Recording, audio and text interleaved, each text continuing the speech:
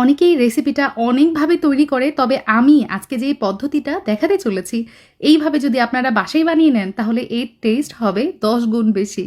ঘিয়ের মধ্যে এভাবে চিড়া ভেজে নিয়ে যদি দই চিড়া বাসায় তৈরি করেন তাহলে এটা টেস্ট আপনি কখনোই ভুলতে পারবেন না, এবং প্রতিবার আপনাকে এভাবেই বানিয়ে নিতে হবে।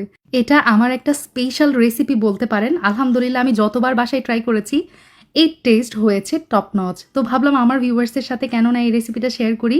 একদম স্পেশাল একটা রেসিপি, চাইলে শেয়ার করে রাখতে পারেন, ইনশাল্লাহ গরমের সিজনে অথবা রোজার সিজনে কাজে লাগবে। আমি হাফ কাপ এখানে চিড়া ব্যবহার করেছি, লাল চিড়াটা নিয়েছি।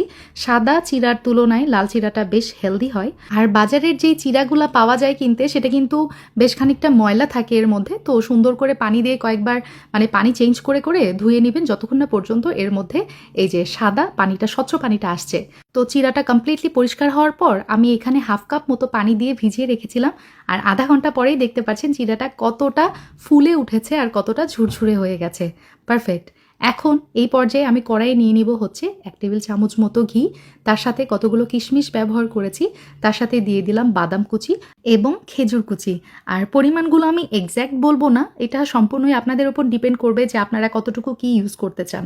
কিছু সময় আমি ঘিয়ের মধ্যে ভেজে নিয়েছি ড্রাই ফ্রুটসগুলো, তারপরে অ্যাড করে দিয়েছি ওই যে ভিজিয়ে রাখা চিড়াগুলা। তো চিড়া দিয়ে এখন ড্রাই ফ্রুটসের সাথে আমি কিছু সময় ভেজে নিব। আর এই পর্যায়ে অ্যাড করে দিব 1/4 কাপ পরিমাণ গুঁড়া দুধ দিয়ে আবারও আমি চিড়ার সাথে সব কিছু উপকরণ একদম চুলার লো টু মিডিয়াম হিটে এটা আমি ভেজে নিয়েছি। আমি দেখেছি এই পদ্ধতিতে যদি দই চিড়া বানানো হয় তাহলে এটা নর্মাল ফ্রিজে 5 থেকে 7 দিন এমনিই ভালো থাকে, এটা শেলফ লাইফটা বাড়ে। চিড়ার যেই এক্সেস পানি সেটা সোক হয়ে যায়, আর এই ঘিয়ের স্মেলটা মারাত্মক লাগে। চিড়া এবং গুঁড়া দুধের মিশ্রণটা ঠান্ডা হয়েছে যখন, এই পর্যায়ে আপনার পছন্দ মতো ফল এখানে ব্যবহার করতে পারেন। এটাও সত্য যে বাসায় সবসময় সব ফল কিন্তু থাকে না, তো আপনার হাতের কাছে যেই ফলটা অ্যাভেলেবল সেটাই আপনি চাইলে এখানে ইউজ করতে পারেন। তো আমি আমার মন মতো এখানে ফ্রুটস ব্যবহার করেছি। এখন তার মধ্যে অ্যাড করব হচ্ছে দই। এটা হচ্ছে আমাদের বগুড়ার দই। আমি যেটা করব, সরার বেশিরভাগ দইটাই এখানে ব্যবহার করব, আর যেইটুকু দই অবশিষ্ট থাকবে ওর মধ্যে আমি আবার দই পেতে নিব। তো এই রেসিপিটাও ইনশাল্লাহ আগামীতে আপনাদের সঙ্গে শেয়ার করব। যাই হোক, এখন দইটা নেওয়ার পর আমি এখানে ব্যবহার করেছি চিয়া সিড। চিড়া খাওয়ার ফলে অনেকেরই কিন্তু কনস্টিপেশনের সমস্যা হয়, তবে এই চিয়া সিডটা ব্যবহার করার ফলে এই প্রবলেম কিন্তু আর হবে না। আর ফ্রিজে ঠান্ডা আগে থেকে জাল করা দুধ আমি এখানে ব্যবহার করেছি 2 কাপ পরিমাণ।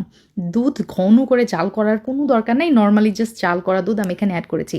আর এটা এমনিতেই অনেক ক্রিমি হয়ে যাবে, কারণ এখানে আমি দই ব্যবহার করেছি, গুঁড়া দুধ ব্যবহার করেছি, তো সব মিলিয়ে এটা টেস্ট অনেক অনেক বেশি হয়ে যাবে। আর এক্সট্রা করে আমি এখানে চিনি অ্যাড করব না, কারণ আমাদের বগুড়ার দই মাশাল্লাহ এমনিতেই মিষ্টি থাকে ভালোই। এই রেসিপিটা শরীর এবং পেটের জন্য অনেক বেশি উপকারী, আপনারা চাইলে বাসায় ট্রাই করতে পারেন। আসসালামু আলাইকুম।